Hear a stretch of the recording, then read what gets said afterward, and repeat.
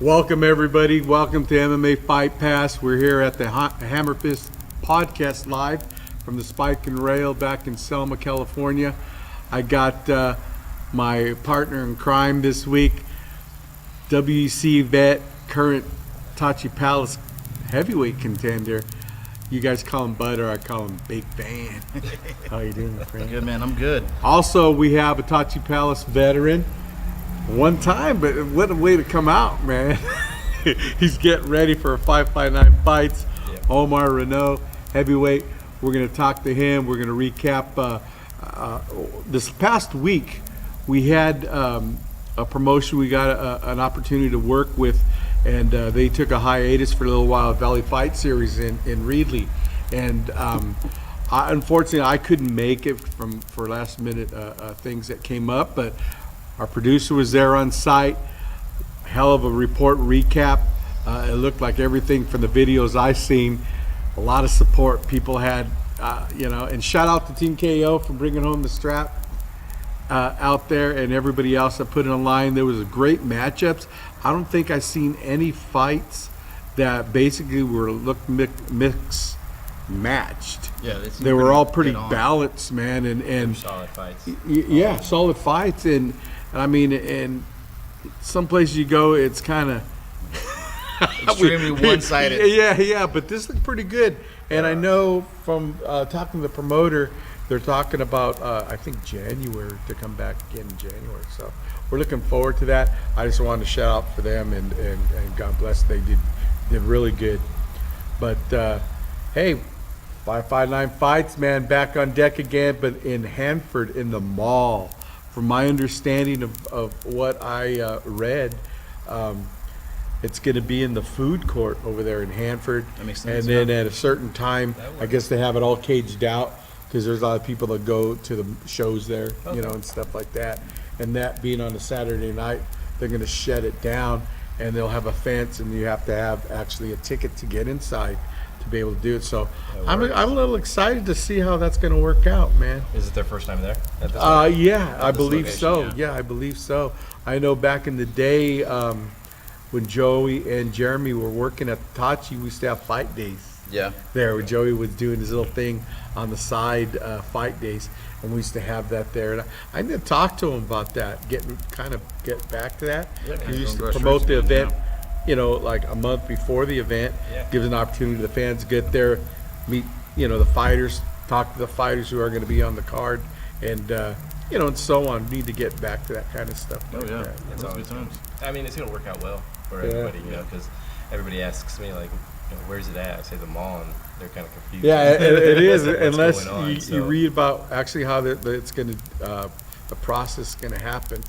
You thought because they just had the last event at the Harley Davidson showroom, Yeah. and it was Oh, okay. outside, and I heard it was a good turnout as well, but there were some little hiccups in there that they might work a little bit better with some security next time That'll work. from different people, That worked. The Valley Fight Series. That was at The Wake House. at the in, Wake Reed. House Yeah. outside, yeah. It and that really- was packed. I hear. Yeah, it was. Yeah. That was really. I didn't have a chance to make it either. I had to do father duties, but from everything I saw online and just talking to people, it was. Yeah. I mean, a packed house and a great venue. I mean, it's kind of like a one-stop shop because you do have the fights, you do have a bar afterwards. I mean, you can do Yeah, everything these right in guys one did the spot. whole spread, and I was pretty Nice. excited. I've been covering the MMA stuff for 17 years. Actually, this month is my anniversary, so Hey, congrats. yeah. Right WEC, man, I think it was a debut Cola Escobedo there, Yep. and that's kind of how I mark it. And this year, 17 years going out there, and any of the event that I covered out there, I think it was Bellator was the only one that actually, and boxing. The boxing always would, after the weigh-ins, they would kind of feed you. Yeah. And then after the fights, they would have a big spread for certain, people and stuff like that. We used to bring our family down there. At that time, I was an advisor for Hector Alatorre, so we got in there, and it was pretty nice. It was the only time that my wife would go. But anyways, it was those were good days. But these guys, they stepped up, man. They had their weigh in there Yep. at the Wake House, and then they had a full spread of food afterwards for them. Oh, that's nice. That is- I mean, how often does that happen, It doesn't, man. For an It's- amateur show? Was it a buffet or what? Like, what was I it? had no idea, but from what I understand, Jordan said, man, they have everything that you wanted, and they had it there, and courtesy wish. of them. Right? And then after the fights, they had basically an after party upstairs again to say thank you to all of them and everybody that came. That's really nice. That's pretty awesome. I mean, you know, we know from the inside scoop that he was having a little bit of hiccups trying to get fights matched up. You know, in which it happens. It's A lot of it's a gyms are matchmaker's kind life, of though, you know, yeah, the conflict. and a lot of gyms are kind of locked up to a certain promotion because they're used to it and they know what to expect, and it happens, and there's nothing wrong with that. So he was kind of coming back to try to redeem himself Okay. after being off for a couple. So I can see that part, and a lot of them were real leery, like, is this show even gonna, you know, that type. And hey, I don't think it's going to happen next time. I think a lot of people are going to want to come out there and Yeah. show support for him, Well, not the just weight for the house, fights. it holds a lot of people. Yeah. Yeah, and, a and lot the of crowd people. was nuts that night too Yeah. about it and stuff, especially Right with off the river, too, so it's a Yeah. beautiful spot. And the whole city of Greeley actually supported the deal, so that makes it even better. That's but- good. That's it for that. Now Saturday, 559 Fights, doing it, and right. and you're beyond it, man. I am. Actually, this will be my second bout. And the opponent that I fought, the first one, he's actually on the same card. So What was the guy that you fought first time? his name was Jamie Garcia. Jamie Garcia. Yeah, He was a tough opponent. He fought well, you know. And This wasn't his night. I would say it wasn't. It Yeah. really wasn't. You know, I heard. he asked for a rematch and everything. Down the road. Personally, I just think he should just get in the back of the line, you know, and that's how it is. Yeah. I just got to run through whoever they put in front of me and stuff. And as long as they're putting guys that are, I guess you can say, of the same record, you know. Yeah. I don't want to fight somebody who's 10-0 or 5-9 or something. I mean, you're starting off, man. There's a lot of things you're going to be working. I mean, it's just a process. It It is. doesn't matter really how long. You're always learning, you know. Oh, I am. And I love it. and that attitude, you'll always excel on that, and to have an open mind and basically cross train wherever you go. There's a lot of times, I know in the earlier days, a lot of gyms, they would, you're gonna go and train with them, I thought you're on our team. And it's not even about that. Yep. It's about getting your skill level to another level. In order to do that, I feel you gotta go out there and gauge yourself to see where you're at. And It's all up to the coach also. Sometimes the coaches, they have to be open to the fighter going to different places and training Yeah. and stuff. You know, I train out of KO MMA Yeah. right there in Farmersville. Danny, he's a phenomenal coach. yeah, The they guy are. is- They do a lot of work. They do. And for the minimal things they have there versus the high tech gyms that you see, Yep. these guys produce champions, man. They It's produce champions. honestly, it's not about the equipment. It's about Yeah. the heart and how much you want to be dedicated to Exactly. the sport and stuff. And he will push us. Yeah. He I makes agree it with that happen. 100% because some of the best gyms I've seen, you Yeah. show up and there's rat holes in the wall, but the producing fighters that are coming out of there, I mean, the coaching, a coach doesn't need, I mean, spectacular things if they have a good work ethic and they can coach well. They can put a very game plan true. together. They can put a game plan together in your backyard. That's So, very true, and a lot of guys started in the garage. You know, a lot of fighters come out of the garage and everything. Garza Boxing, he's out of Visalia. Yeah, he's still doing his thing up and there, he's man. A He's got a lot phenomenal of people boxing up there. coach. He's Yeah. worked with some of the greatest people out right now and stuff. And I tried it out. You know, it was a little bit conflicting when it came to the travel for me and stuff like that. But he really does it right there at home, Right. and he works with people that become champions. He works with people, he works with my sister, he works with Cody, he makes these men and women work their asses off, and that's what I really like and stuff. And now, when it comes to working over there at KO, Danny, he does not lighten up. He makes sure that you will work from start to finish, no excuses. That's how we do it. We get in there, we get to work, and we make things happen and stuff. And, we brought home the belt just this past weekend, Yeah. and I tell you what, that's really, I'm very proud of my teammate. Very proud of him and stuff. And Martin, he just went 3-0 on his. So Yeah, that was good. Both of them actually had a good showing. Yes. I got to see that. Some people were streaming it, and I got Live, to yeah. see those fights. Those are pretty good fights, man. those are always good to see, especially when people put them online. And Yeah. Because some people can't make it. Some people are doing stuff, and sometimes schedules just don't work out for everybody and stuff. So So Yeah. with your second fight, having the new fight, new fighter jitters come off, broken off, and you came out in a good grand fashion where you took the W. On this second fight, what kind of changed in your mind versus for the training aspect and leading to the fight? Because I mean, you're 2 days out right now, so I am. where are you at, mindset wise and gearing up for it? mindset, just full of focus. Peace and serenity. Lining up my old sheet and correcting my mistakes from the last one. Cardio was a big factor and stuff, and I think it had to do with my weight. So we changed that completely. I dropped And about, you're fighting 205 on this one, right? yeah, So you're down I to dropped light about heavyweight. 15 pounds since the last fight and stuff. So my body feels, a lot better. It feels like it should, Right. actually. And so I'm going to be revved up. I want to save it for the fight. You guys got to Good. just watch that one. But as in getting out there and making it happen, listening to the coach, he's not going to steer me wrong. He's going to make sure that I get out there and get to work and stuff like that. And so when it came to training, we trained hard. We trained a lot. We trained a whole lot and everything, and it's very much worth it. And I'm extremely proud as a fighter to have a second fight so Right. quick. They did offer me another fight about a week out after my last one, and I think it was in Sonora, California and stuff. Yeah. And I had to tell them no, I'm not going to do that because it was too close. They offered me a Right. title fight for my Yeah. second fight, and I was kind of, no, that's a little bit too fast for me. So I'm keeping my head glued on straight this time. I'm not letting my anxiety blow me up and stuff. Right. I'm not over here getting the jitters and the shakes, and my heart rate was too fast last time. And when I went out there, I just wanted to commit to looking good and being impressive as a Right. fighter. But at the same time, I took away from my own style and how I knew how to fight. So by the end of the second round, I was realizing, oh, okay, now I get it. Now it's time to get the flow of things going and stuff. And by that time, it's too late. Then I only got 2 more minutes left and stuff. And my opponent, honestly, he took a beating.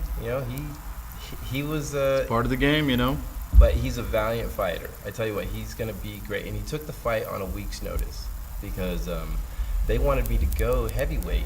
And because of that reason, I couldn't get up past 220. My body just wouldn't do it with training and everything. My opponent was 245 at the time. And so the commission, they like, no, we're not going to allow that to happen. So they gave him another fight, and he has that coming up. I think it was the last 559 fights that we had. Okay. And he ended up getting an injury. He injured his shoulder. Oh, wow. And so because of that reason, I mean, he might be done completely. I think he was having a surgery earlier this year. And so he came back, fought again. He re-injured himself. Hopefully he'll feel better, Right. and maybe this will help him to recuperate and come back next year stronger and stuff. But then they asked Jamie Garcia, to come out and fight on a week's notice, which was awesome that he took the fight. I was really happy that he did. And we put on a show, I feel like we were out there and we made things happen and stuff. So you just said that, you came out and you were trying to be impressive. So we can expect to see what your style is from the get-go on this point. So you can kind of direct the fight how you want it goes. But this kind of part of the game plan that you guys are looking at, As in game plan, I mean, of course, we always keep that close to the, Oh, yeah, I close to heart and understand. everything. I'm not asking what it is, but I'm just saying part of the game plan is you're making sure you stay integrity to your style instead of just going out and trying to win the hearts of everybody else. Absolutely, and I've had multiple years of training when it comes to different martial arts and different types of styles and stuff, and I'm really proud to have worked with many different masters over the sports and stuff over the years. But now it's time to showcase that. It's time to not only test myself, but it's time to find out what and how far I can go in this sport. Because in my age, you don't have much time Right. to sit back and be like, oh, I'll take a fight in another year or something.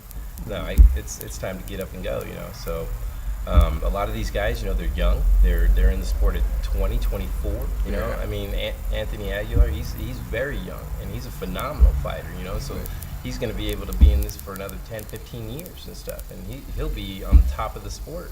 You The know? other thing you have to look at is with the age that you have, Mhm. you do have your military background, and we thank you for your service on that.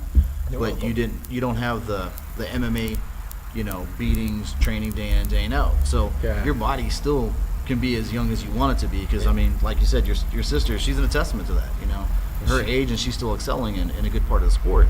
And so, I mean, from that, you got to come from good crops. You know what I mean? So It's good genes, I guess you could say. So you just don't worry about what you're doing. In my opinion, I think you should just keep your plan going. Don't rush anything, and you'll develop how you should develop. I mean, just like you said, you started the first fight, you want to impress everybody. In this fight, you got a different game plan, and you want to be true to yourself. Yeah, I wanted people to believe that what I was doing was good and was for me. I knew that when getting into this was the choice that I made. I took time, prayed about it, thought about it.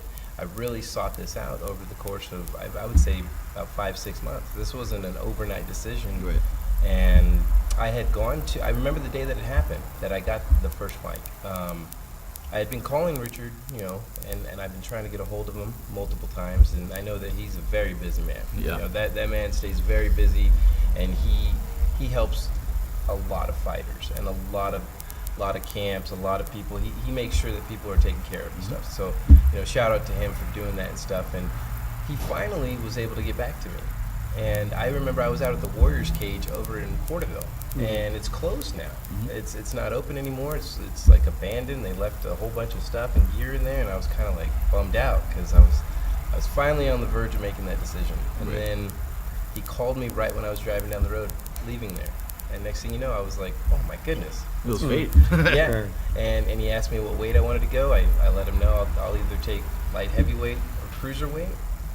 And the rest was, August 31st. That was the rest of it, and it rolled up, and it came so fast, just like this one did. Tomorrow is going to be Friday, which is the day before the fight, which is always, that's the one that last time I was too hyped up for. And I Right. think that I blew up my own, anxiety because of it. I was just like, oh yeah, it's time to go, and Yeah. this time around, I deactivated my social media. I tried to do that for the week of. Yeah. I tried to stay away from the phone, try to just full of focus. Try to keep myself prepared, not just mentally, but physically, because this is a sport of men, gladiators. This is a sport of warriors. This is that one thing that you can't walk away from. And how we were talking about earlier, when that cage closes, Yep. it's on. It's going to happen, and you're not going to be able to be like, ref, hey, let me out. I don't want to do this. No, this isn't a boxing match like that where you can just step out of the Yeah. ring and go about your day. No, this is one of those things where you have to fight until the end or just get knocked the fuck out. Like Yeah. that's a plain and simple, Yeah. And as we all know in this sport, that's one thing that is the biggest fear for everybody is taking that knockout. And but everybody has a button, and if you're going against an opponent with fists, you always got to be prepared. It doesn't matter who your opponent is, doesn't matter what his record is. I personally believe if he's going to put his knuckles up, he's ready to hit me in the mouth. And I don't like to get hit in the face. So I train to not get hit in the face. Right. That's what I practice for and stuff. And KO MMA they've been working with me, and they've been helping me out, and they've allowed me to achieve the level that I'm after. And now that I'm here, it's not about plateauing, it's about taking this level to another level. Right. and going after that and stuff. So, we finally got down from 218, because that's what I was weighing in at on the first fight. And I dropped 15 pounds for this one, and now it's like, let's get it. Let's get after Right. it. Let's make this happen. And, I tell you what, when you were asking me if I wanted to go 184, 185? Yeah. Oh. I don't know. I think I would be a beanpole by that time, because I'm running out of stuff to lose. I'm gonna have to donate bone marrow or something to get that weight off. Like it's a lot. Yeah. It really is. Weight cuts are they affect you mentally, and They do. I've seen. I mean, like out of OKG Devin, that's my dude right there. But I've been with him where morning of he's like, I still got 10 pounds I got to cut, and you're like, he's gone fighting an AM show, and he cut so hard down there that you watch him, he looked just frail and like he was done, you know. Really? But I mean, then he hydrates back up and he scraps up, and just the cut itself, I think that's something you can do, and that's a future thing. What you really have is. in front of you, and you're on weight and you're feeling good. That's great. And you need to keep that pace going Definitely. and keep that through the AMs. And then when you go pro, you start making bigger decisions because they're throwing money at you, and then that's when your career starts taking off. Your AM builds you up, and then the pro. Once you go pro, that's when stuff starts to matter. That's when you get the big calls and people start. I mean, I'm not saying amateurs don't matter because that's where you have to start from. Because when I started, they're like, "You good to go? Yeah, I'll throw hands. Let's do it." And here's $500 and $500 for a win. You want to go? I'm like, let's do it. You know, I mean, that was 14 years ago. I mean, you were there. And I didn't even get into this sport for the money. Right. You know, I mean, I have my end game is to be a professional MMA fighter. What part of the end game? And you just take that strap and run as long as you can? Honestly, when I become champion, because I will be champion in the amateur leagues, and that's in the light heavyweight division. And if they allow me, I'll do it in cruiserweight. I would love to be a two-time champion and stuff like that. But I have to, work on that. I have to earn that. I don't want it to just be handed to me because they don't have a fighter. I want them to be like, okay, you've been in this long enough. It's your time. Here's your opportunity and stuff. I don't want it to just be handed to me. I want to earn it just like everybody else is working for it and stuff, because I believe that if I'm going to put my blood and my sweat and my tears into this sport, then nothing should be handed to me. I have to earn every inch that I fight for and stuff. And so when I become champion, because I will, I've been saying that since day one, I will. I told Danny, I said, I'm going to hang the belt up right there in the gym, because he's been there since day one, when it comes to after this last fight that I did. And the last fight, I trained on my own. I didn't train with anybody. I was heavy bag in the garage. Yeah. And that was it. And I thought that was enough. And I come to find out, no, it's not. No. You have to dedicate time with teams. You have to work with people. You have to get out there and really train in order to find what you're going to become in this sport. And when you ask like what my end game is, honestly, they're going to have to pull the plug on me. I'm not going to just quit, because once I get the opportunity to become a professional fighter, then I'm going to progress from that, and I'm just going to keep going. That's awesome. I'm going to treat it just like day one in the amateur leagues, and I'm just going to keep going, keep going, keep going. My full intention is either Bellator, Invicta, or the UFC. Those are my main three that I want after right there and stuff. And I've always had a dream, because everybody has their dreams, when it comes to it. And one of my biggest is to fight in Madison Square Garden.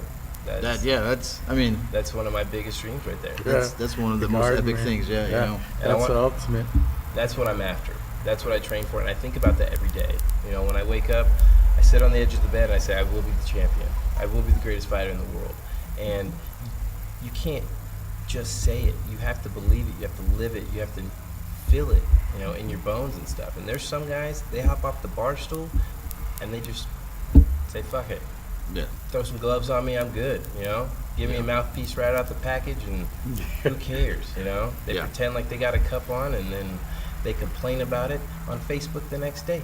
Yeah. They say, oh, well, the ref this and the ref that. And it's like, no, fuck that. The ref's not there to determine how hard you're hitting somebody. The ref is there to help that person not get injured, And if you're not doing it, you're not doing it, right. And so when it comes to making excuses, you got to stop making excuses for yourself. Me, I know what I needed to fix, and that's what I chose to do. I chose to find the right gym, the right trainer, the right coach, and that's what I went after. Danny, he made me puke my first day, and I hate vomiting. I really do. I hate throwing up, and I tell you what, I have never had to ever since then. I've come close, I've gotten to the edge of it, but as my training got stronger, my cardio got stronger, my endurance and everything, I told myself, you know what, I'm okay, here we go, take a breath, take a breather, and it all depends on how hard you want it. It all depends on if you're going to be up when the rooster crows or if you're going to wake the rooster up. Right. You can't say that you're a fighter just because you've had one fight. Oh, yeah. You know, you have to live the life of a fighter. You have to commit to it. And, you know, there are plenty of professionals before us in this valley alone that we as people know, hey, like, they've committed to it. Yep. They've dedicated their whole life to it, and it shows. It shows through and stuff. And so I feel as though if I'm able to reach that level, or if I can get in front of that door, even if it's locked, I'm gonna kick it open. I'm gonna get through. You know, if you let my foot in the door, that's it. You Right. fucked up. You can never close that door on me again. That's it. But I'm very thankful for everybody that I've been introduced to since the sport. You know, I've met people like, you know, Richard Goodman, Antoine Hood. Yep. You know, I met Anthony Aguilar. He was a great guy himself. You know, my last opponent, you know, I really think him and we could be cool. You know, I don't think that there should be any more animosity now that the fists have thrown and stuff. And there's a first- lot of them like that. Yeah. And there's nothing wrong with that. There's a lot of them that invite each other to come train, Mm-hmm. you know, and want to get better. Most definitely. Your sister. And by the way, we keep on referring to his sister. His sister, Omar's sister, is the number 7th ranked UFC bantamweight, Marion Reneau, a.k.a. Marion Reneau. Yeah. Yeah. And a.k.a. Momo. And so that's what we're talking about. And she's actually trained, one of her best training partners is Aspen Ladd in the same division with her. So, I mean, and who knows, someday they may have to go at it. Yeah, Aspen You know. just won her last bout. Yep. Yeah, she brutal. Yeah. Over a vet, Tanya She did Evinger, great. man. That was a dominating. I mean, she dominated the way Khabib did Yeah. Conor. Oh, that fight that's what he needed, though. Yeah, You know. I agree too with that. yeah. But how many more are they going to give Connor? I mean, How many more big Ticket fights? sales, man. He, Ticket well, sales. yeah, he Tickets produced the to- money. He brings them in. He Yeah, brings the and tickets it's in. kind of like that. That's the very you know, the truth way right there, you so. know he plays it off, and I mean he sells shows, man, and Oh, that's true. and you need that, and it's funny because you look back, you know, and everybody's always calling the Diaz boys the bad boys of MMA. Well, that's them. What Yep. he's doing right there is the way they've been, and that's the way they are. And they're And veterans everybody of used the to sport. shun them Yeah. because they acted that way. Oh, and Now it's they've been in. okay. Yeah. Well, I mean, You know? the Diaz brothers, they put such a big front, but I mean, they were coming out to WC back in the day. They invited me up to train, you know, and they are some of the coolest dudes you'll ever Yeah, meet. this is- so laid yeah. back. I No mean, kidding. that Yeah, he's that's like his your best persona. friend. But they, I Yeah. mean, they do stand for the 209. They do. I mean, there's a line you can't cross, but they are. I mean, so open and giving. They're just great guys. Yeah. all the way around. I And would you love go to in meet there to them. work. I I used to really take would. Hector over there to right after the Carol Parisian fight. Yeah. When Nick lost to them, we went up there because I know Richie Perez, the boxing coach, and we went up there to Stockton at the time. Now they're in Lodi, but in Stockton, went to the gym out there, and took Hector out there, and because at the time. Rodney Jones, he was like a cruiserweight that boxed at Tachi, was a champion out there, or 168. Anyway, so we knew him and went out to get some sparring rounds with him, and they happened to be there. And they said, hey, you know, will you guys work with us? And so Hector went in there and sparred him, man. Really? And they're like, shit, when are you guys coming back? This guy's fast. And they loved it, man. And from then on, you know, it just blossomed. And Hector didn't really know who they were. Right. You know, he just went because he was during his zone at that time. He was camping too. out. Yeah. Yeah, and later on, I told him we watched one of their fights. He goes, "That's that guy." I go, "Yeah." He goes, "Oh shit!" I didn't think about the UFC. He goes, "Those guys stand us pretty good," you know. And the rest was history. But even now, you know, once in a while we get some information and stuff, you know, from those guys. But that's what it is. It's a community. It's Yeah. a small community. And whether you train at this team or train at that team, it's like a family, you know, and everybody has that mutual respect. As long as you That's put in the biggest work. thing. Yeah. As long as That- you put in the work. Respect is the biggest thing. 'Cause I mean, you're in something that's less than 1% of the nation that tries. You know, a lot of people train for it, and they're stepping in a cage and hearing a click and standing in there. It's a whole different mentality. There's a lot of people that never know that feeling. Of that's true. You're in for work. Doesn't matter if you're sick or you don't feel like it. You chose to walk up the stairs, and you're in now. And- So do your job. There's no turning back. There's there. not. You can't go. You know what? This isn't I'm for cool, me. real No. quick. Let's try it again next week. No, you're in. You're locked. That's it. And once you're in and stuff.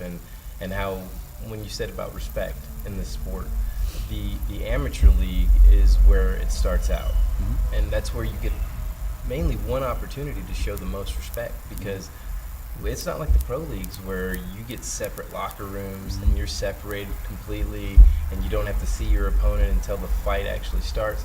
I mean, you can see your opponent all day. You could see him walking around all day. You could run into him right there in the locker room. He could use the same guy to tape up his hands. Yep. You know, and it's like, you got to be cordial. You have to be nice. You have to know that, hey, this is a sport that blood will be shed, that you will be hurt, that you're gonna sweat. You might cry at the end. You know what I'm saying? People are gonna be happy when you get hit. You know, like that's what's very scary about it and stuff. And I mean, everybody has their biggest fears, and I don't want to be hit in the mouth. You know, you don't want to be hit in the mouth and stuff like that. I've kind of made my living on getting hit in the mouth. There you go. that don't bother Other me. people get hurt when you hit them in the Yeah. mouth. That's what's about But- this guy, man. I mean, I going in with the fights, and you know, as you progress up, the thing that that you may not know is the people that started before, like where, you know, camping out and having a week notice fight was not that big of a deal. Now it's like you got 6-week camp. You know, they're prepping you out. Yeah, a lot of them 8. Yeah. You know, ahead of time. And so it's good to have those things, but never pass up an opportunity. You know, if you may get a phone call, you know, you second fight in, hey, Bellator needs to fill in right now. They'll fly you out to Kansas City because this is gonna go. Are you fine on the preliminary card? You know, you got a week and a half. Sure, You know, I'm in. that's a good thing to have, and because staying ready, like you said, you're training as much as you can, and you cut down, and you're there. If you can stay at that, like I said, staying at that 205, so you don't have to cut weight. It helps your body understand where you need to be at, and you don't have the severe ups and downs. You know, and that's right, because I had too much problems actually enjoying myself at the bar. Yeah. You know, and Everybody does. Everybody does. We all like beer. You know what I'm saying? Everybody likes beer. Even that guy, that judge off the Supreme Court, he Right. likes beer too. But when you really think about it, you know, you got to watch your diet. You have to be prepared and stuff. And even though you don't have a fight coming up, you should train like you do Yeah. at all times. And you have to be completely ready. And for anybody who says, oh, you know, I only had a week to do it, it's like, so what? You know? Yeah. You should have been training for the whole month before. And when you're that prepared, fuck it, take the opportunity and stuff like that. You know, sometimes they won't come again. You know, Yeah, that's true. Sometimes the opportunity won't knock on your door.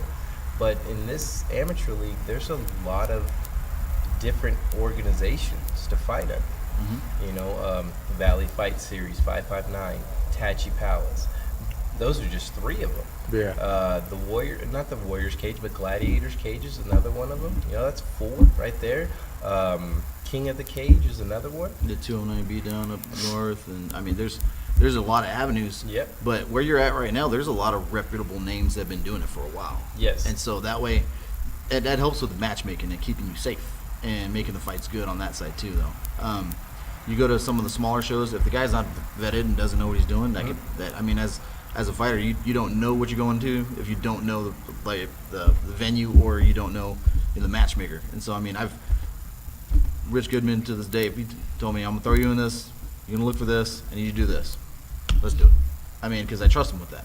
Yeah. And so, I mean, but they've earned that respect from the history of doing this, and you're in a good position because, like I said, you're with Danny, who's been in the game for a while. Yes, and You he's- get in a fight he's on phenomenal. 559 and LaChow and Goodman with the prospects. Everybody's keeping you safe and can help your career push it. And where you're going, just keep walking that. I mean, I'm looking forward to seeing who you're going to be as a fighter in this next one, because you've got the jitters gone. You don't have to prove anything to anybody else. Now it comes down to you, what you're going to do and what output you're going to put in, and what game plan you're going to stick with. And then, I mean, you know, Mike Tyson said, once you get punched in the mouth, game plans change. Exactly. So when that happens, I'm looking forward to seeing this on Saturday. I mean, that's a big thing. Well, Saturday's going to be fun. My opponent, you know, I don't know much about him. Yeah, You know, it's hard to train for that, so you train for yourself. I really do, but you know what? He's still an opponent. Yep. And like I said, you know, the respect goes out to him, because just like everybody else in that card, you know, getting there to the match and getting in the cage is half the fight itself. You know, and so from there, then we'll figure out, you know, who really wants it the most and stuff. And I can tell you right now, I know I do. You know, I don't wake up in the morning and say, not today. You know, Yeah. I wake up with the notion of like, all right, let's do it. It's time to hurt somebody. It's time to make this happen, you know, because we could be friends all day, but the moment I'm in that cage, like, we're not friends no more. Yeah. I don't like you. I don't know you. I want to hurt you just like you want to hurt me, and I'm not going to let you hurt me and stuff. And, you know, I could sit here and talk all this crap and whatnot, but no, plain and simple, come Saturday, you know, I'm gonna hand him his ass. That's awesome. That's plain and simple, and it's not as though it's not a joke. It's not something to hype up the fight. It's plain and simple. I'm gonna show him that he doesn't belong in this sport. He really doesn't. He's young. He's 24, but that doesn't take away from the fact that he can't clench his fist. Yep. You know, but it does take away from the fact that, you know, 12 years ago, when he was 12 years old, I was, you know, fighting in the streets of Fallujah. Yeah. So he might want to realize that he doesn't have as much training. He doesn't have as much time and grade with this. He needs to check himself. And I mean, the benefit you may have is, I mean, you have been battle tested in a way that I don't know, you know. Sure. And that, I mean, that Yeah, character, ultimate. Yeah, a little bit, that yeah. character builder right there going into a fight, I think makes it a little bit easier for to prioritize who you know, where you're at, where your body's doing. I Yep. mean, after you get past this first one where you don't know what it's going to be like in there. Yes. And now you have a point of recognition where I said, well, you know, I know this is going to happen. This is not going to happen, you know, and so you can kind of gauge and put yourself back together. Yeah. And, So- and everybody trains to be the champ. Everybody trains to be the winner of their match and stuff like that. So, you know, it's anybody's sport. You know, it's just like football on any given Sunday, you know, and with this individual sport, you have to be consistent. You can't just do it for the hype and the glory and stuff, because that'll come with it. Right. That will come with it, but you have to get your hand raised for that stuff. And every day I want my hand raised. Right. Every day I look in the mirror and I say, you know, this is the man that will do it right here. This is the man that's going to make shit happen for myself. So, you know, I'm full of focus with this one. That's awesome. I'm prepared. I'm ready to go to war, you know, and I'm not. There's no shit talking on it. It's just, let's go to war. Let's do it. Let's close the cage, and, you know, we got to take some pictures. I'll take pictures. You know, we got to meet each other. I'll meet them. Whatever. You know. There's something I want to ask, but before we do that, we're going to shout out to Spike and Rail here in Selma. Good food to eat. If you guys are cruising through Central California or just around the area off 99 for lunch or dinner, whatever, come on in and check out Spike and Rail. Mention MMA Fight Pass, and they'll knock out 15% off that bill. Also, shout out to Eddie Gary out there, Visalia MMA in Visalia, for all your MMA or actually combat needs. He guys got everything Yeah. out there, man. And how do you spell it? Gepler? Is that pronounced? Digital for all your digital needs. And hey, back at it. The question I was going to ask you, you know, here you are. I mean, those that don't know, you know, you basically defended for our country out there, and God bless you for that. Thank you. Come back, and you know, your sister, you know, it goes prime time, man, and does all this, and was there before you made that decision to go ahead? Did you guys have a sit down? Did you have a sit down with them? Did I sit down? What you kind of thought about doing and trying to get her ideas of what You she know, thought? I knew this question would probably come up. But thank you for asking that. And no, nobody knew about this decision. This was something that I kept close to heart, and this is something I prayed about and thought about, and I really wanted, you know. And a lot of people don't know, but, you know, just today's the 25th, right? Yes. Today is my 10-month anniversary of sobriety, you know. Oh, right on, Thank man. you. God bless Thank you, you. dude. Thank you very Right much. on. Thank you. Yeah, I made it last night. You know, I was at my meeting and stuff. They presented me with my 9-month chip. You know, they don't have a 10-month, so Right. they gave me my 9-month and stuff like that. And I had to find something. You know, I had to find something to overcome what I was a part of in the wrong light, in the wrong world and stuff. And so, when you're fighting off demons, sometimes you gotta literally put some gloves on and fight them and stuff. Face 'em, yeah. And I know that my sister, she's a phenomenal fighter. You know, she's one of the greatest fighters on the planet. And I she's my hero. I love her to death, but she did not even know about this decision. I didn't tell her, didn't tell the family. I just kept it to myself. I just said, you know what? It's time to make a decision. Time to choose what you want to do and stuff. And I was a full-time student over at COS in Visalia, and I said, I'm gonna try this out. And it's not a tryout as in like, if I don't like it, I'll walk away from it. It's I'm gonna get into it, and I'm gonna commit to it, and I'm gonna make that happen for myself, and I did. And now I'm in it. You know, Right. I'm in it to win it, and I'm after it. And you know, when she found out, all I do know is that she was excited. She's very proud of me. She was there for my first fight. I was extremely thankful for that. My mother, she was there for my first fight and stuff, you know, so it feels good to have that support from such an amazing fighter and stuff, you know, because I could separate the whole sister side and just look at, you know, her accolades, and she's on top of her game. I gotta admit She something is. on that, because when you chose to start fighting and training, and you added me on social network, I sat back and went, all right, is he gonna be coattailing off the sister? Is he doing this for himself? You know, is it a hype thing? So I watched it, and not once was it anything that had to do with her. It was about you, and that right there. Because I've seen Chuck Liddell's little brother fought, and he was a, you know, Danny. yeah, remember? And Tough he was a tough dude, but he just wasn't. He looks like he just was chasing something. Yeah. This seems like more of a directive and a journey that you're going to take, you know, instead of saying, you know, when my sister goes, I'm going to try to, you know, and that by itself is, I'm glad, because you kept those two things separate. I mean, Yeah. down the road, you guys may pair up and train together, and I mean, God bless you guys' journey. I hope it goes as far as possible, but Thank you. You're Thank you. starting by yourself, which Yes. to me is impressive. Yeah, Because that's huge, because that's true. A lot of them. you do have that network and the availability and the knowledge that she has and the trainer she has, because she has, high caliber trainers, and you could have just been like, let's do this, you know, and I'm gonna hang out with my sister. But no, this is cool. You're going with Danny. Danny's a great trainer, and you know, you're starting your journey. Phenomenal And, trainer. and that's, stuff. just accolades for that, because it's real easy to watch somebody be like, well, my brother did that, I'm gonna try it too, you know. And I'm glad you didn't, because it brought you to a better place. And I think the journey jumping with your sister wouldn't have been the same for you, because like you said, you do have your demons, and a lot of people don't understand that sparring and training with somebody, you beat the crap out of each other and you hug each other, you know, Yeah. as a big, huge release. And It's true. chasing the bar scene, I quit that out 10 years ago, because chasing awesome. the bar scene, I was looking for a family, I was looking for something, I was looking, and then when I was fighting, I was with family, you know, people that would be like, you can call at 2 o'clock in the morning, like, yeah, dude, all right, we'll talk this out, man, but why are you calling me? Yeah. You know, instead of 2 in the morning being drunk and be like, I need a ride home. You know, people are more willing to talk to you, and it's with sobriety, it's a huge thing to have, and the achievement, and it's coming at the same time where you're training, and that's, that personal story is just going to grow, and I think it's a good chapter in it too, and I'm very, very impressed by you. Thank you. So- Thank you. This, you know, honestly, that was the first time I ever told anybody about that. You know, that was something that I really don't share with people. I choose to keep that as, you know, it's not a secret no more. You know, Right. I know that. I know everybody, you know, who's watching and stuff. I know Right.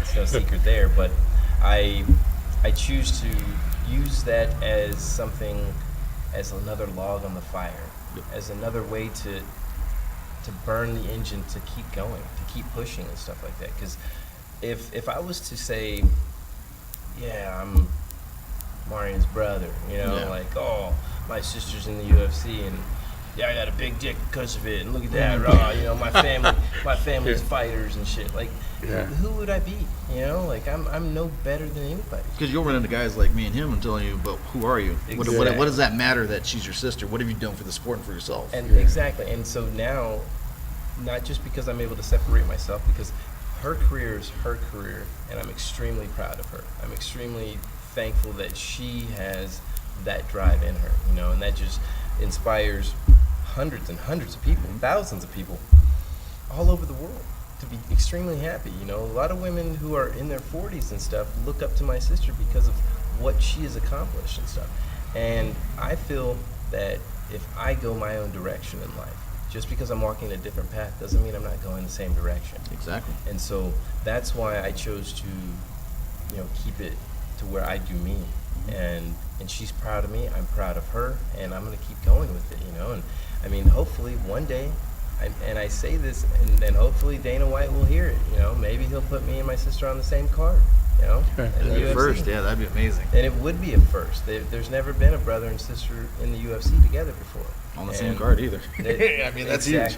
Exactly. And you know how you say, how you watched me and Mm-hmm. you've seen what I do and stuff like that. I try to steer away from showboating, you know, how much I train or Right. showing off like, oh, I do this and this is how I do it. No, you know, because it'll come out fight night. You Yep.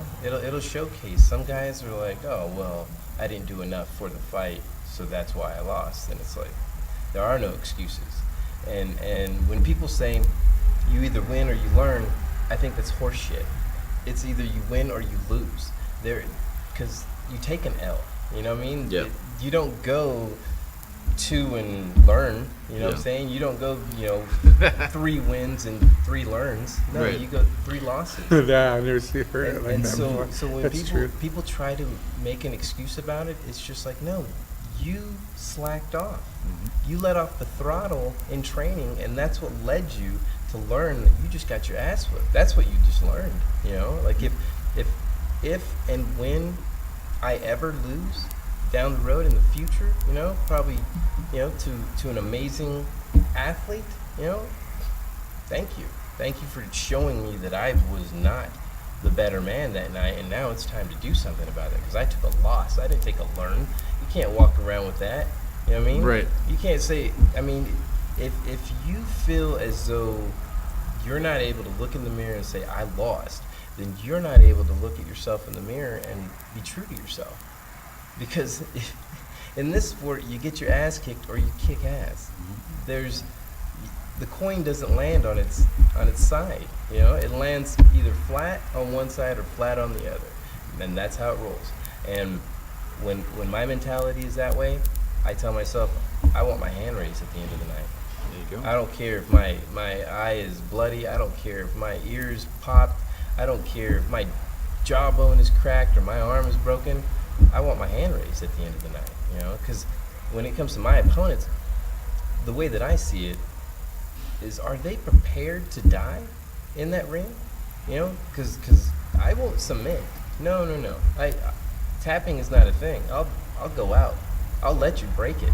You know, I'm not going to give up to you. I will never kneel to another man, you know. And so when I feel as though I look in the eyes of an opponent, I know that there's nothing there. It's just a hollow, scared child saying, hey, man, I don't think we should go against this guy. That inner voice talking to him and stuff.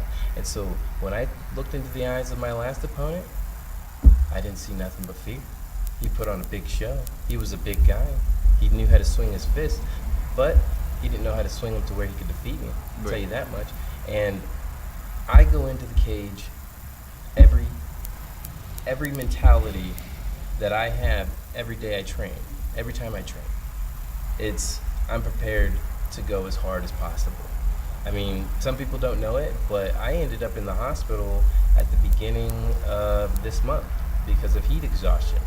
I trained that hard, and I ended up in the hospital. I passed out and woke up in the back of an ambulance and stuff. And, you know, my girlfriend, she ended up taking me to the hospital because of it, because I was just shivering and shaking and stuff. And, you know, that's the level that I believe a true champion should be at all times.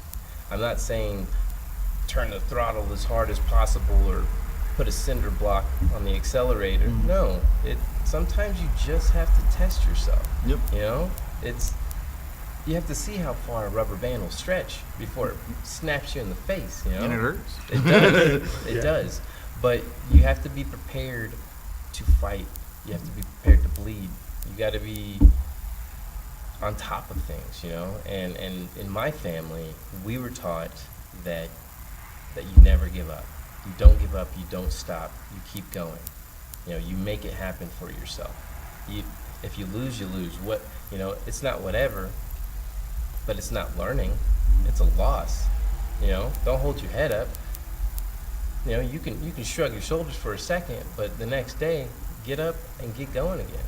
You know, because that's how a true champion mentality should be and stuff. And I believe that, you know, there are a lot of great fighters out of this valley, a lot of phenomenal fighters. There's a lot of great coaches. There's a lot of great gyms. And some people are with the wrong people. Some people are with the wrong coach. And as you were saying earlier, how coaches can't, they'd be like, oh, you shouldn't go train with him. Yeah. You're not allowed to go train with him. Fuck that. If I want to go learn how to kick from somebody else, I'll go learn how to kick from somebody. If I want to go learn how to punch from somebody else, I will. But I know where I want to be. Right. And right now, I want to be at KO MMA because they make champions. They make people who are kicking ass. The guys that come out of that place stomp the shit out of people. And it's awesome to watch. Those guys put in work and stuff. And that's why we brought the belt back this past weekend.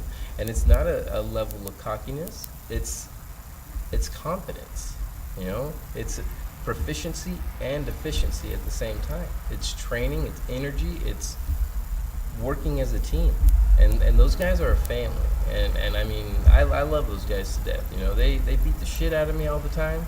They show me that gotta hype it up a little bit, Omar, But if I wanted to go, let's say, to another place and practice for a day, my coach is gonna be okay with that. He'll understand that because he knows where my heart resides and stuff. And a lot of fighters, they need to realize that one discipline is not enough for mixed martial arts. Yeah, that's completely true. And I've been training in martial arts since about '94. That's when I started Shotokan Karate. And my sensei Terry Baines, he was out of Porterville.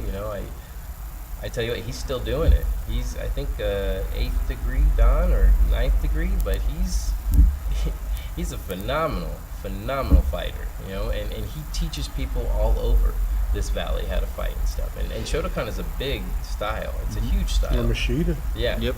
Yes. Machida. When I found out Machida did it, I was like, yeah, Oh, yeah. it does work. Yeah, there's a lot of Those a lot of technique fire. works. That's a disciplined man. It's just designed to take you out. It is. It really is. And then from there, I progressed to wrestling. After that, it was Marine Corps martial arts, and we were talking about that earlier. And I'll never forget the day because I wanted to be on the Marine Corps wrestling team. They told me, no, you can't. You're too vital for the mission. And I was like, the fuck? Like, that sucks. And I don't have a say in it. I'm in the Marine Corps and stuff. And so they're like, you want to teach martial arts now? I said, hell yeah. And they put me through the most grueling school of Marine Corps martial arts instructors course. That course was beyond any camp I think anybody's ever done. It was as though I couldn't really lay it out for you guys. It's something that was so hardcore that we started with 22 guys our class and we graduated only 7 people. That was the drop ratio, and the perfection was so high. And if you do a technique and you do it wrong, okay, there you go. That's your one time you get to do it wrong. Now you got to do it again. You do it wrong again, you're out of here. You're not capable of teaching Marines how to fight, and so you got to be perfect with everything: your kicks, your throws, your breaks, your wrist manipulation. Your muscle gouging, all this stuff. And you got to think to yourself, how can I utilize that in the cage now? Yeah. How can I utilize stuff that I learned that they want us to hurt people on a higher level of, like, maiming and breaking, and how can I tone it down but still use it to where it balances perfectly? Well, you're already using that now. I mean, you said it with your training and your cardio. Yeah. And to get through that class, it had to be a high level of emotional strain, Yes. thinking, and then your body was last in line, because those 3 things kind of stack that way. Oh, If definitely. if you can't make it emotionally, you're gonna crack. If you can't keep your mind straight to do it, you're gonna crack. And if your body's not there, you're done.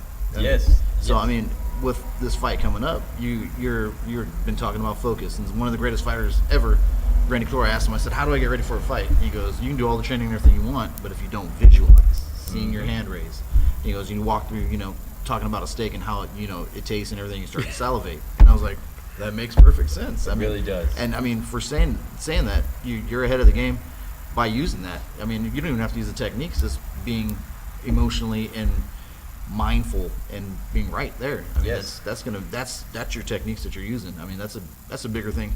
Like, and with your age, the 24-year-old coming out there is not going to have the wherewithal mentally that you've been to. So that's a huge advantage across the board. Of course, I don't take away from who he's trained with. I don't take away how much time he's put into it to prepare for this one. You know, come Saturday, we'll find out if he's prepared, you know, to lay down his life for this. You know, but he won't. You know, you have to remember what I've been through leading up all the way to here. You know, the combat tours, the time in the service and stuff. You know, that was good. That was fun. But all of that aside, I mean, it's a whole different type of combat now. This isn't the type of combat where they're like, yo, we got to go, 24-hour notice, yo, tomorrow we're gone, you know, we're overseas, we're doing something. No, this is the type where it's like, you're going to get in the cage, you're going to fight this guy, and you better be prepared to fight this guy, you know, because your buddies aren't going to be there. Your friends, they're just going to be able to watch, you know, and it doesn't, like you said, when you get hit in the face, it all goes away. When that first kick is thrown, you know, like, you could train and train and train, but you take one to the mouth, you're going to be like, oh, wait a minute, I didn't like that. And you're going to be thinking about it, and you're just like, please don't hit me again. Yeah. You know, and people don't realize, but, you know, PTSD, that's a real thing that bothers people. You know, and fighters have PTSD because they've taken such a dramatic punch to the mouth, or such a hard kick to the face, or the submission was so crazy that they're like, man, I'm on a replay on a fight reel all the time. Like, I'm so embarrassed of myself, you know, I don't want to be seen like that, you know. And if you feel as though you're going to let the past haunt you, then you're not ready for your future. You know, you have to let things go. You have to be a bowling ball that has water poured on it. You just need to let that shit flow right off of you. Right. And I'm prepared to take a man's head off this weekend. I did not train under Danny to lose. Right. He trains winners. He trains champions. Out of KO MMA, they are all phenomenal fighters and stuff like that. We've had multiple champions, especially in the 559 realm. Mm-hmm. You know, that's one area that we have been able to achieve such high levels of like greatness and stuff. And so I'm prepared to step up and take that, you know, and have that opportunity. And of course, as you say, I should go down, you know, weight class to. Yeah, but that's pro. But I'm telling you, as for an Emmy, I think you're right. You're right where you should be. I feel great at this weight. I really do. I'm in the best shape of my life, you know, and especially at my age, I would have to say that I have not been in this tip-top shape since I got out of boot camp, you know, and that was back when I was 18 years old, you know, so it's been a long time with all the training and all the time frame and stuff, and so I'm very happy to be where I'm at. You know, there's been a lot of doors opening. There's been a lot of great people that I can shake hands with, that I get to meet and sit down and talk to and stuff. And I'm proud to. I really am. And one of the most things that makes me the most proud is that my coach works with me and he understands who I am. He understands my mentality. He understands that I'm not a perfect person. I'm not a perfect specimen. I'm no Brock Lesnar, you know. I'm not Randy Couture. I'm Omar Reneau. You know, I'm the Penguin. I'm gonna be that guy that you'll remember. You know. How'd you get the name of the Penguin? Oh, the Penguin. Okay, you guys want to hear that story? Yeah.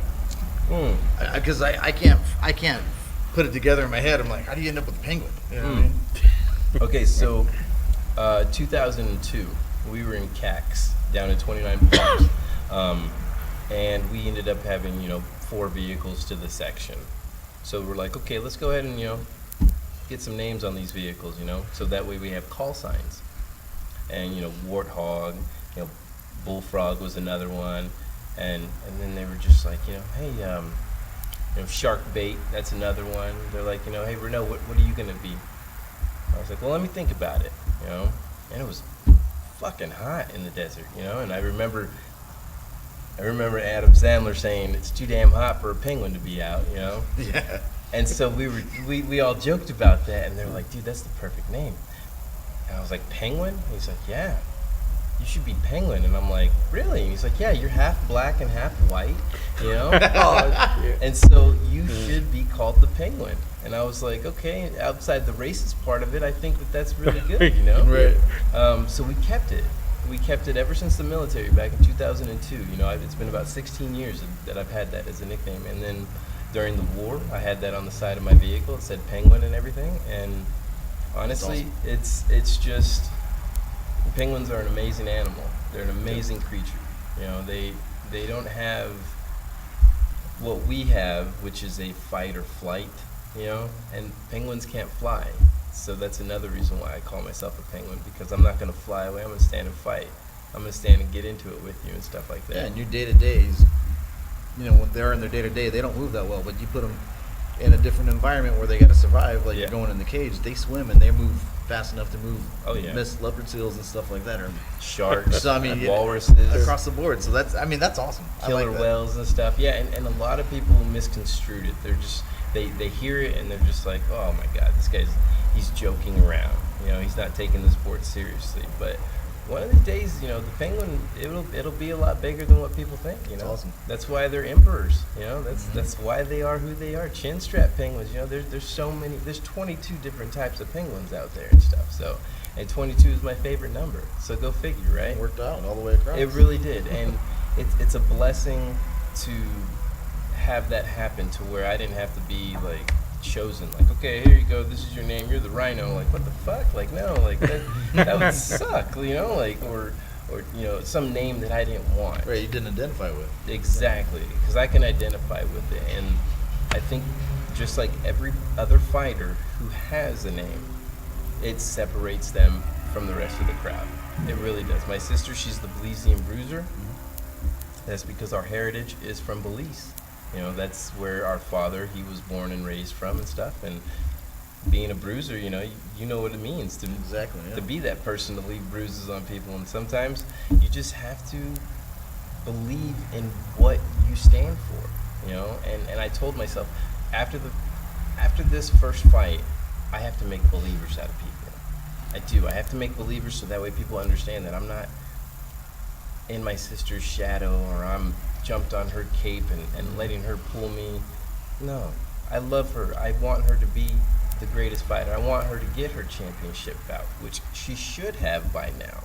I agree with that. Dana White needs to wake the fuck up, because, I mean, let's be honest, you submit Sarah McMahon. I'm pretty sure that Amanda Nunes wasn't there to watch my sister. She was there to watch Sarah McMahon, you know? And they're going to go off and not give it to her after a 4-fight win streak? That's horse shit, you know? She's in a level of her own. And so me, I want to be on the same thing. But she started in the amateur league. I'm starting in the amateur league. But I'm not following her footsteps, because I have a bigger foot than she does. You know, so I'm making my own footprints in the sand and stuff, and I love it. I love the fact that I have a lot of support from people. You know, I don't talk shit online to people. That's fucking ridiculous. That's keyboard warriors. There's no point to it.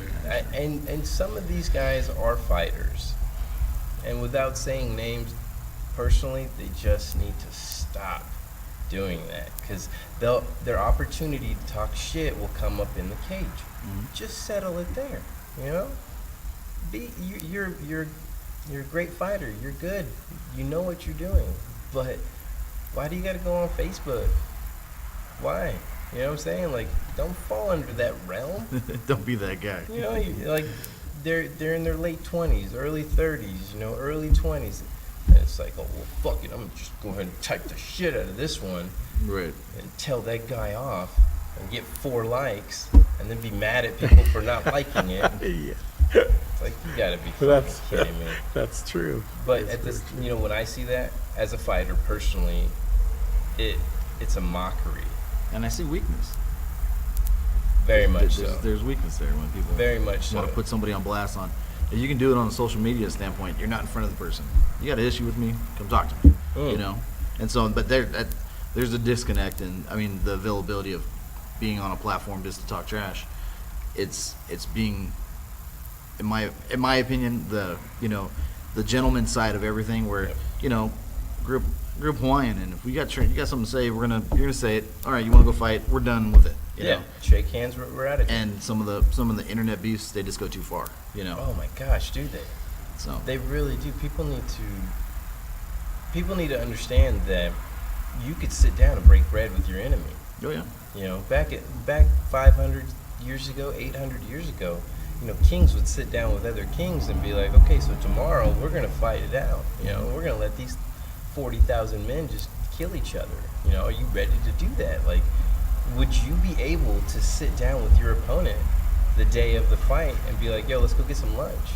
You know, would that scare you more if I stood in front of you as a fighter and we just did our weigh-ins and I stood in front of you, I said, you want to go get some lunch?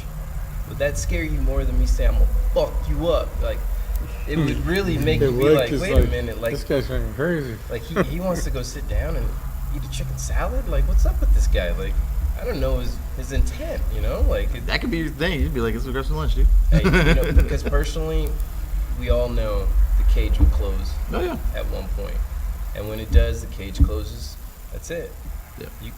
We all hear the voices. We all see ourselves on the Jumbotron. But at the same time, I love this sport, and I respect this sport, and I respect those who have been in it before me. And I'm very happy to come out of KO MMA. I'm very honored to have trained under Danny for this camp. Like, he has made me into the man that I wanted to be when I said I wanted to get into this sport. And I'm only getting better. But there's never a plateau point. You know, this isn't, you know, the stock trade when Bitcoin took a bite. No, Right. like, this is me going upward. You know? You said you have you're very proud to be training with Danny. Who else has helped you along the way? I mean, sponsor wise, or anybody Yeah, want to go give a ahead and shout shout out? out to those that take care of you, buddy. Manny from Chingon Fight Gear. You know, yes, Chingon Oh, Fight right Gear. on, Manny. Good people, Oh man. yeah, you want me to hold that up? Yeah. Check that out. Bam. There it is. He actually sponsored my first fight.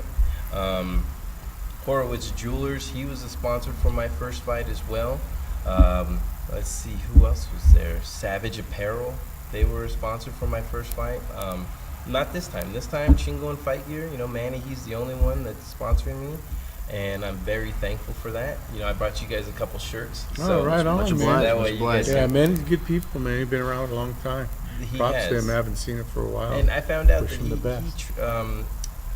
he actually sponsored Joe Soto Yeah. at one time, and he also sponsored my sister at one time. Yeah, Yep. a lot of them at the beginning, because he had a little booth out there at Eagle Mountain back in the day. Mm, You know, that's Warriors right. Cage, Yes, he yeah. did. Yes, he did. And these shirts are actually his newest design. That's awesome. Yeah, he's doing a lot of the health and fitness since he So- had his surgery, so that's what That's he's awesome. doing, and still incorporating, you know, the original fight, but more health and fitness type stuff. That's great. I tell you what, I could sit down and shoot the shit with you guys all day about I things. appreciate you you know? coming That's out, it, man. It was man. good hearing from you. Oh, Yeah.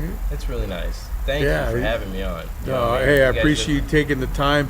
We look forward to the future. Thank We you. look forward for Saturday, man. I'm excited. Omar about it. Reneau, come and check it out. Thank 559 you. Fights in Hanford. Thank you very If much. you don't have a ticket, don't miss out, man.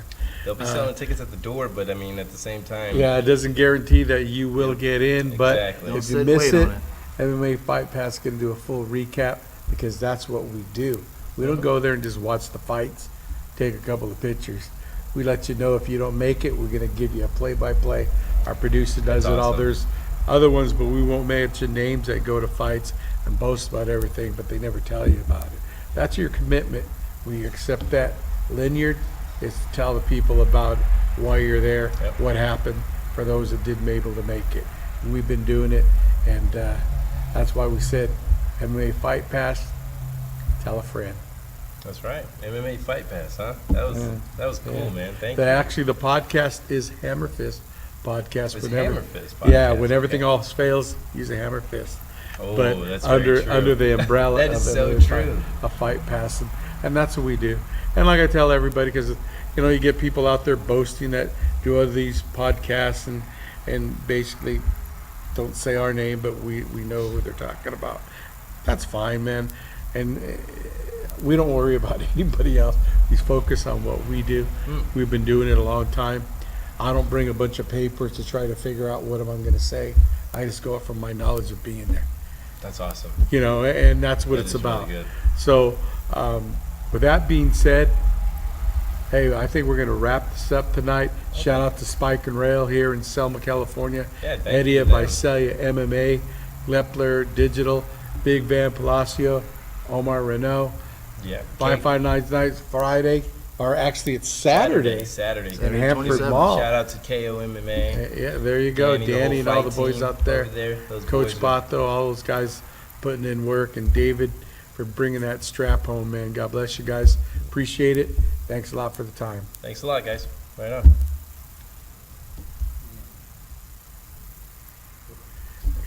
Awesome. Nice. Yeah, man. Right on. Thanks, guys. That's how we do it, dude. Just that Thank it. you. Thank you. You know, I'm glad I found those things out about you because I mean, you see these new fighters and you you've people- seen it at the beginning, and now we're going to do a recap